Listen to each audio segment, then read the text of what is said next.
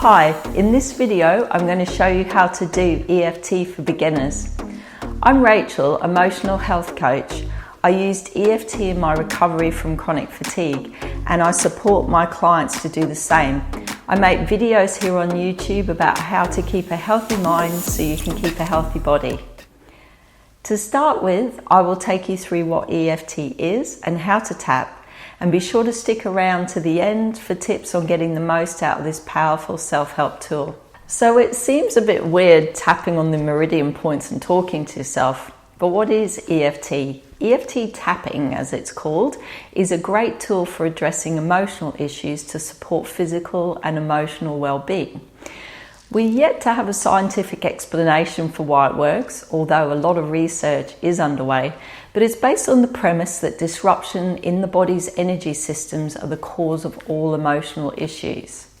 So by tapping on the acupuncture meridian points along with focusing on the problem, EFT gives us a way to send a calming signal to the brain and remove the energy blocks that cause us pain, discomfort or unease. It's very easy to get started with EFT and you can start experiencing the calming benefits really quite quickly. So let me take you through the points. So the first point we use is the karate chop. It's just on that fleshy part near your little finger. And we use this to state the problem and acknowledge that we accept ourselves with that problem. This might seem tricky to do, but the setup is there to open us up for change. If you really can't say it, something like "I'm okay" will do.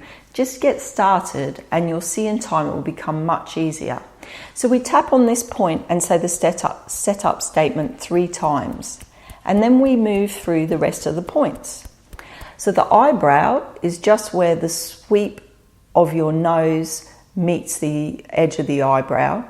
The side of the eye, which is along the eye socket bone, you can do this left or right, or both, it really doesn't matter.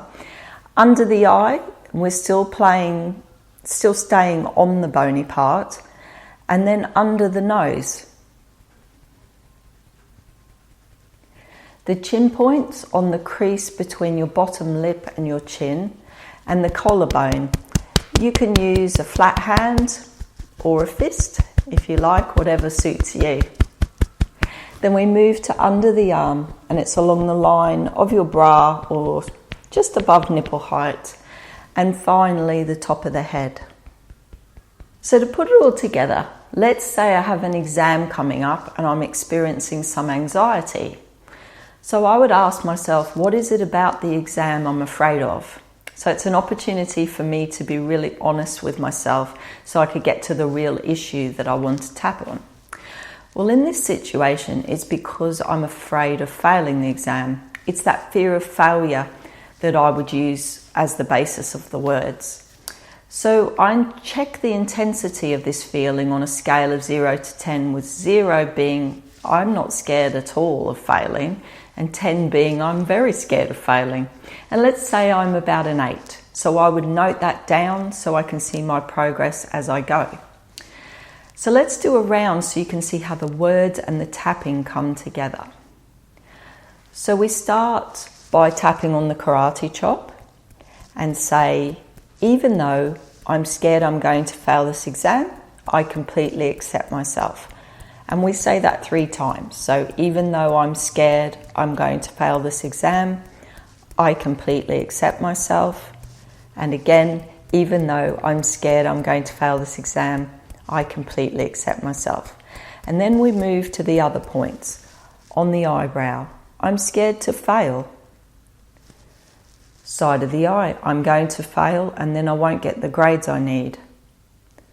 Under the eye, I'm scared I'm going to fail. Under the nose, I don't want to fail. Chin, if I don't pass, I'll be a failure. Collarbone, I really don't want to fail this exam. Under the arm, all this anxiety about failing this exam.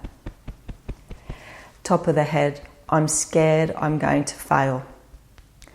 So you might need to do a few rounds on whatever it is you're addressing and then it's worth checking in and seeing how intense those feelings are after you've done a couple of rounds.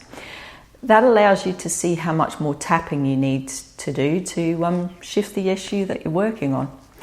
So I find 2 to 3 rounds can usually make a big difference to the intensity, and then subsequent rounds can finish it off, or another aspect comes up. For example, I'm a perfectionist and I need to get this exam passed so that I can be perfect. So I often see newbies worrying about what words to use. If you've ever experienced a scripted tapping meditation, it can seem like the structure and the sequence of words is really important. But it really isn't. You can even repeat the same phrase over and over again. So I could have just said, I'm going to fail, I'm scared to fail, I'm scared to fail. And that would have been just fine. I want you to know that the words are just a way to channel your feelings. So your own words about the issue are the best words to use. Imagine that you're talking to your best friend, a person that you can be completely yourself with, and then just tap. And if you can't find any words to say, just focus on where you feel the emotion in your body. The slightest pain, tightness or constriction, they're all good places to focus. And just focus on them and tap. Although not as targeted, even just tapping and breathing on its own can help to calm the body and the mind. And we call this silent tapping. And it can also be a good way to ease into meditation. It's definitely worth a try. It's something I do before I get up in the morning, just lying in bed. So a lot of tapping meditations have positive reframes at the end, and these can be nice if you've dealt with the issue to open you up to new possibilities. However, the negative words are really the ones doing all the hard work with EFT. So think of your problems as stuff that you carry around with you in a backpack. Everywhere you go, that backpack goes with you. And it's full of all your negative stuff. And with tapping, we start to unload that stuff so that there's room for more positive things. So just by tapping, acknowledging the negative, you'll find positive mindset changes will happen without any effort. So you don't need to come up with them before you get started. If you can't think of what to tap on and want an easy way to get started with tapping, feel calmer and still get some results, watching live tapping videos on YouTube can do the trick. I've put a few links in the description for you to try. It doesn't matter what the topic is. If you just watch these and tap along with the practitioner and the client, you can do something they call borrowing benefits, where even if you tap along to a problem that isn't yours, you can experience change in your life. It's not as targeted as working on your own specific issues, but it can be very helpful. And if done regularly, can facilitate big changes in your life. So it's definitely worth checking out. So we don't just feel emotions at home or in our cars. A lot of the time we're out with others at work, around public, where it would just be plain weird to start tapping on your body and talking out loud.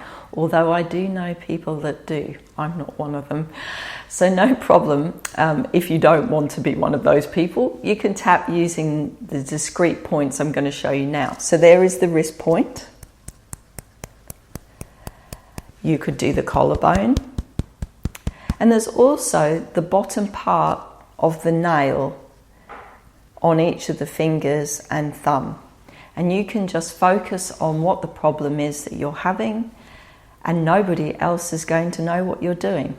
I use these in the dentist, and I find them really useful because who likes going to the dentist? Let me know in the comments if you do. And let me know if you have an idea of where you might find these points useful. And I'd love to know if this video has given you some ideas for how you could add tapping into your daily routine. Make sure you give me a thumbs up if you've enjoyed this video, and subscribe for more of this healthy mind, healthy body content. Thanks for watching. Bye-bye.